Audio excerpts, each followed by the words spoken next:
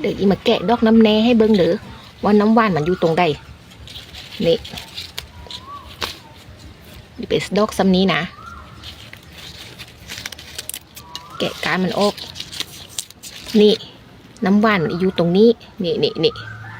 น้ำหวานของมันอะเปิดจุกมันออก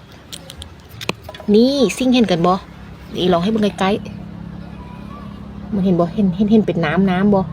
เนี่ยน้ำอุ้งลงซะเนี่ยมันคือน้ำหวานของมันนะสมัยเด็กน้อยอะเก็บมากินบ่อยๆหวานดีนี่บ่เสียลงไปหากินเบิ่งเด้อมันนี่ขึ้นตามแถวป่าตามข้างทงข้างทางก็มีเบิดน่ะนี่แกะจุ่มมันออกนี่อุ้ยน้ำหวานบ่เห็นน้ำติดมือบ่นี่คือน้ำหวานของมันดิเนี่ยหวานดอกน้ำแหนหรือดอกน้ำหวานที่เกิดมาจากต้นลางจืด